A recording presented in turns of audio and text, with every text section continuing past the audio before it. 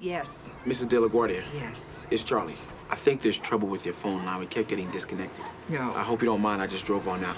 No, yes, we weren't getting disconnected. I was hanging up. Why? I wasn't interested in the job. Why didn't you just say so? You would have asked me why. Yeah. My way was faster. Why aren't you interested? So you have my address. What other corners of my personal life have you rooted out? You worked at the White House. We know where you live. I bet you do. May I come inside for 1 minute? You're not allowed to park there. Yes, I am. All right.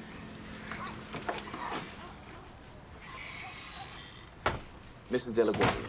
I'm not married to Mr. De La Guardia anymore. My name is Debbie Fitterer. Fiddler?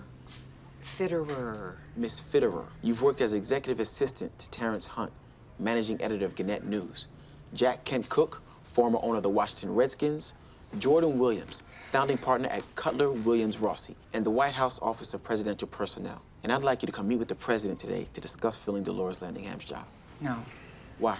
Oh, this is so much worse than the phone call would have been. Why? Because I don't work for anyone, Charlie. I'm my own boss. I set my sail and then go that particular direction. You do? Yes. How's the sailing been? I beg your pardon? How's business? I'll admit I got off to a rocky start. What'd you try? Gambling. Didn't work out? No, but all that's changed. Because now I'm you're... an alpaca farmer. Are you serious? It's the world's finest livestock investment, Charlie. You're talking about those sheep they show on late-night TV. Well, they're alpacas, and if you knew that, you'd know that the textiles made from their fiber are coveted by the best fashion houses. You swallowed a brochure? I have 2 of the Huacaya variety. You were executive to the head of the U.S. Olympic Organizing Committee, were you not? Yes. I'm sending a car for you in 90 minutes. I was fired from the White House, Charlie. I know you were.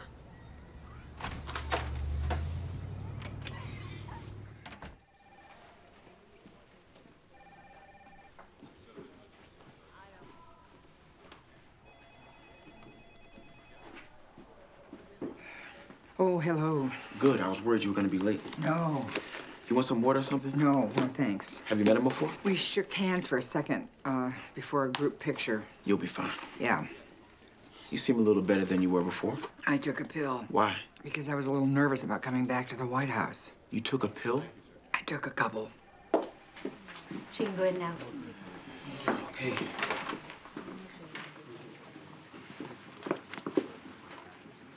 Mr. President, this is Deborah Fitterer. I'll be right outside. It's Fitterer? Fiddler. Fitterer. It's Fitterer. I saw your resume, so we don't need to talk about that. What have you been doing recently? I'm an alpaca farmer. Like the sweaters? Before they're sweaters. Uh-huh. And before that? Craps and blackjack. You were a professional gambler. I like the way that sounds. Whereabouts? Bally's, mostly. Okay. Why did you leave the White House? Well, Mr. President, if you want to talk about getting screwed with your pants on, Charlie! I guess I got pretty well doinked. Yes, sir. Can I have a minute? Yes, sir. Would you mind waiting outside just a moment? No, not at all. Is this a joke? If it's a joke, it's both funny and well executed. But I think you and I both know that it's not. I sent you out to replace Dolores Landingham, and that's what you came home with? Was she... She's an alpaca farmer who needed 2 tries to get her own name. Well, sir, Don't worry about it. I'm gonna get the personnel office on it. I gotta go change for New York. Thank you, Mr. President. Okay, that was my fault. I didn't properly prepare you for the meeting. That was bad staff work. Before your next job interview with the president, I'm gonna remind you that you probably don't want to be stoned. There's going to be a second interview? There's gonna be as many as it takes. We're gonna get this right. Well, let me back you up a second. Have we done the first one yet? I'm calling a cab now. Okay. Whatever happened to the swingle singers? I don't know.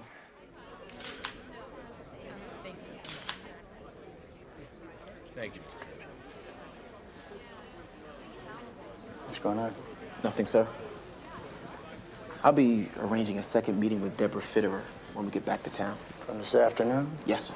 Are you pledging a fraternity or something? Because this would be a good one. Sir, What is it with you and this woman? she hired me. That's why she was fired.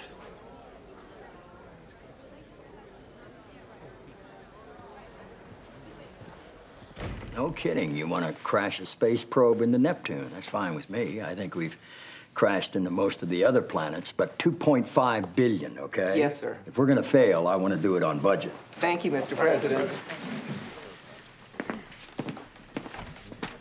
More thank you notes?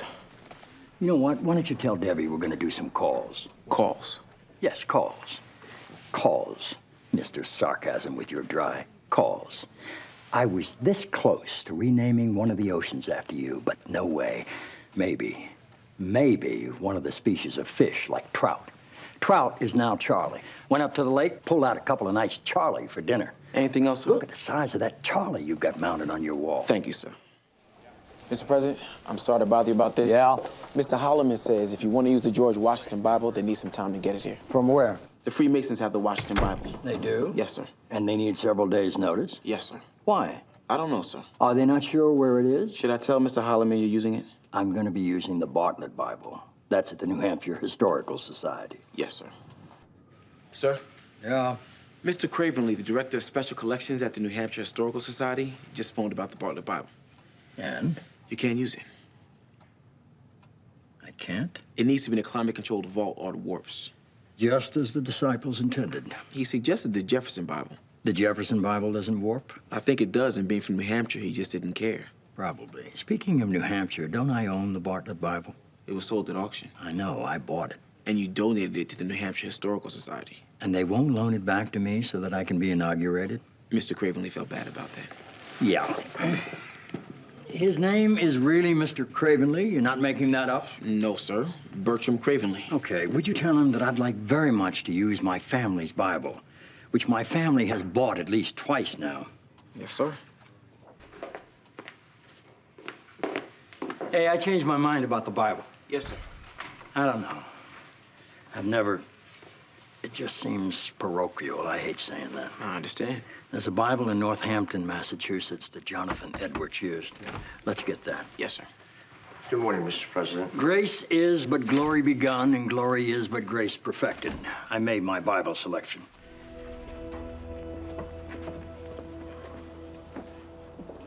We'll bring it to the Blue Room and let the president look at it there. Very well. Hey, is this it? Yes, sir. This is Adam Kent from the Jonathan Edwards Historical Foundation. Good to meet you. We've met before. Of course. And this, sir, is the John Edwards Bible. This? Yes, sir.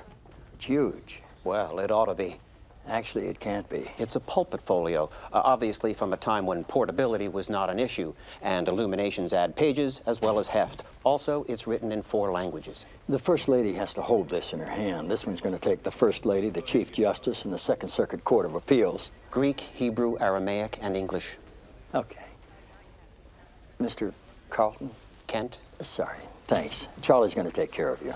Charlie, that Bible's the size of a Volkswagen. Can we get the Washington Bible? Yes, sir. Thank you. You want it, Josh? Yeah. Hey, I changed my mind. Not the Washington Bible. You sure? Yeah. I'm only asking because they need some notice on the Washington Bible. Yeah, I'm going to use my father's. Yes, sir.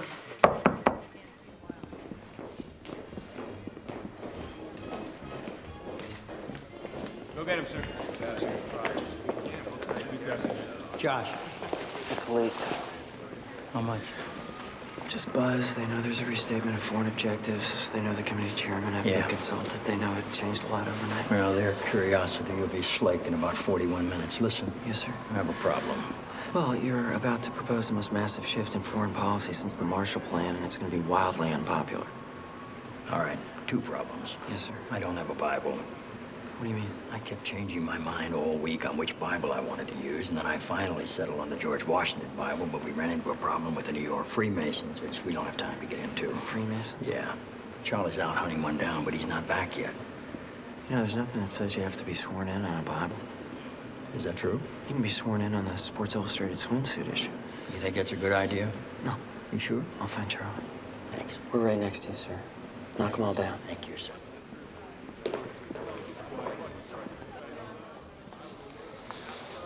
Hello. Hi. You know, I saw the dress that Abby's wearing tonight. Yeah, I may need to get a room. You know it's leaked. No kidding. In the last 2 minutes, 3 people have reminded me what Jefferson said in his inaugural. Peace, commerce, honest friendship with all nations, and entangling alliances with none. Problem is that when he said it, your best chance of getting entangled with an ally was by rowboat. Yeah. Charlie's here. Sir. Thank you. Yes, sir. Donnie's Motel? Yes, sir. They didn't have one in the House Library? This is the one from the House Library. Okay. Mr. President. Mr. Chief Justice.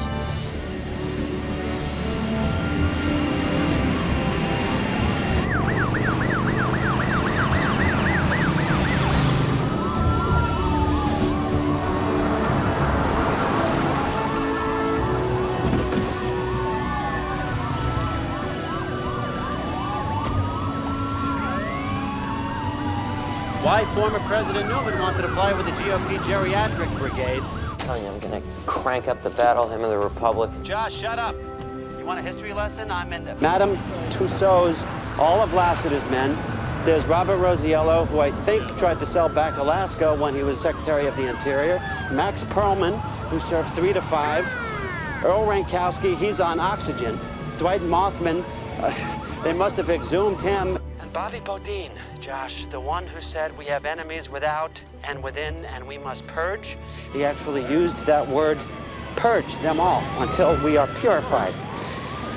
Purified. Who needs Dante? I'm on my way to hell at 30,000 feet.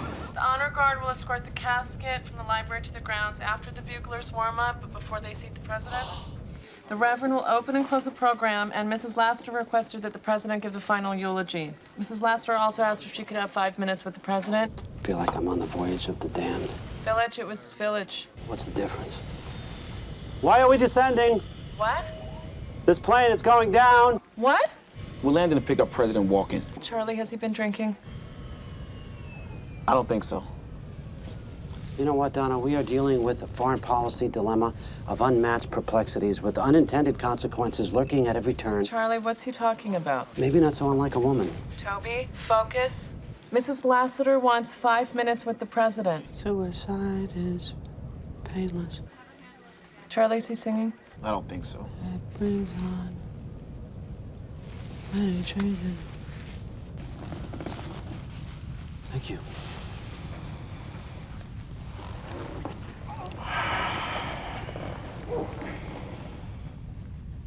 How you doing? I've been walking up and down these aisles, looking at these old men, these great and terrible old men, and thinking prosperous, free, and democratic Saudi Arabia is something to wish for. But the men on this plane spent the better part of the late 20th century trying to play God in other countries. And the regimes they anointed are the ones that haunt us today. Yeah, I'm not making much progress with the eulogy.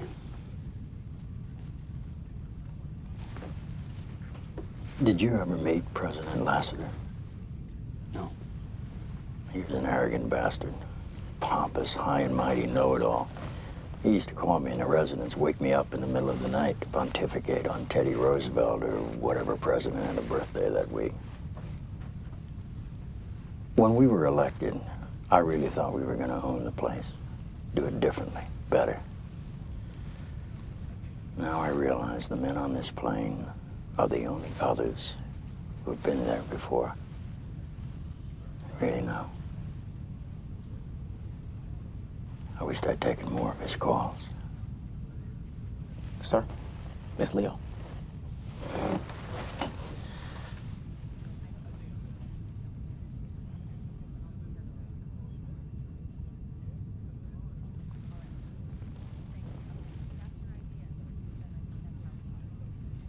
Harrison.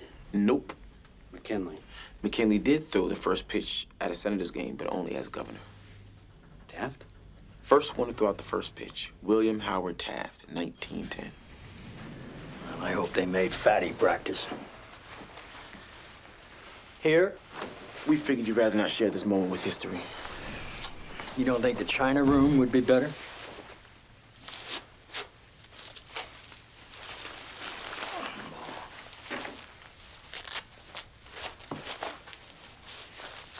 This has got to be one of the highlights.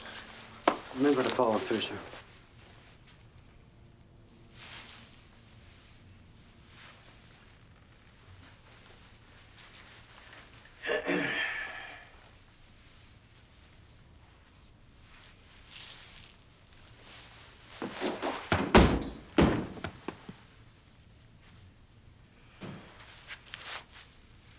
Not a word, Ziegler.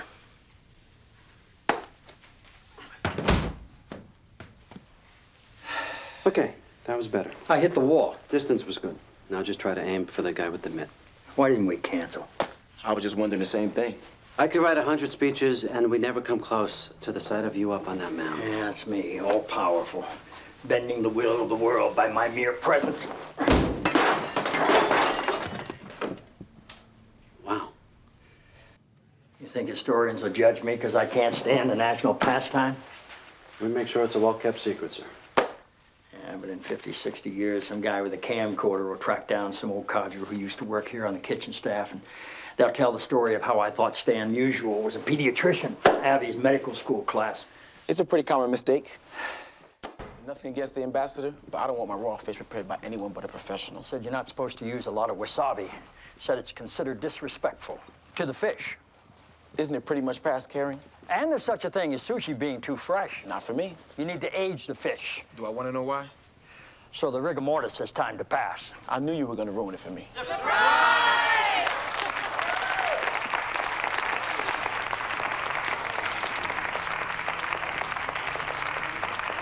A little bird told me. Tweet. Congratulations. Thank you, Mr. President. You know what this means, right? Yes, sir. Enjoy your party. I think everyone's blocked off all of 8 minutes.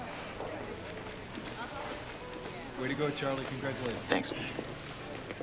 God, how did you do it? I don't even have time to learn how to program my TV. When it's the President of the United States asking if you did your homework, it gets done. I'm glad you told me. I just hope he is. I gotta get back to work.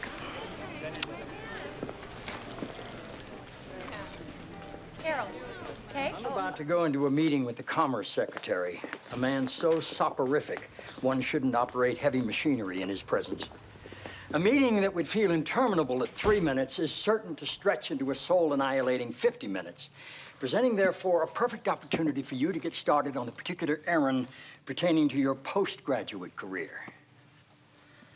Fitterer prepared them. I checked for typos. Thank you, sir. Now let's get to work and fatten up that resume. Yes, Mr. President.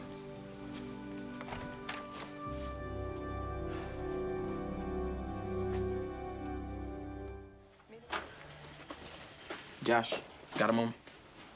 Sure. The president and I had an understanding. Actually, it was more of an executive order. That once I graduated, I looked for what he calls a real job. So I'm handing out resumes. Great. That I'd like you to ignore. Okay. I don't want to leave the president, especially now that he's without Leo. Not that I compare myself to... I understand. Here, I'll put it in a safe place in case you change your mind. Thanks.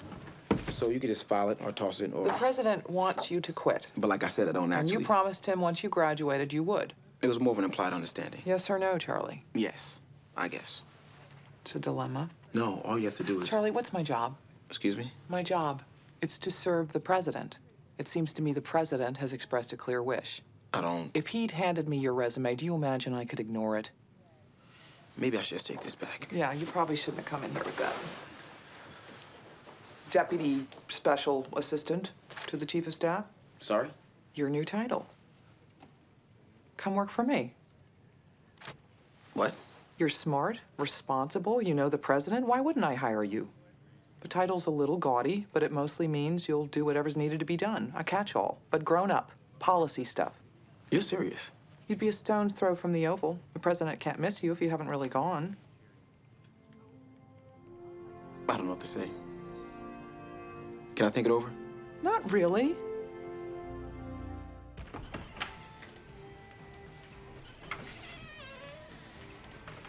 Drive safely. Good night. Good night.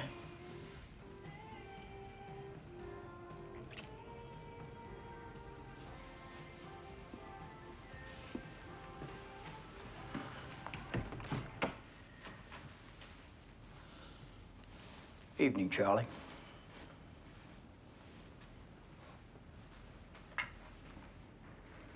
Mr. President, Listening to relentless attacks upon my record seems to have left me wakeful. Thought I'd stretch my legs, so it's really the Republicans' fault that we're caught in this terribly embarrassing situation. I think perhaps the best thing is for us to carry on as if this encounter hadn't happened. Due respect, I'm having a hard time exactly imagining that. It's 1 in the morning. We both have to be at work in a few hours. And you're standing outside my daughter's bedroom. I say we give it a shot.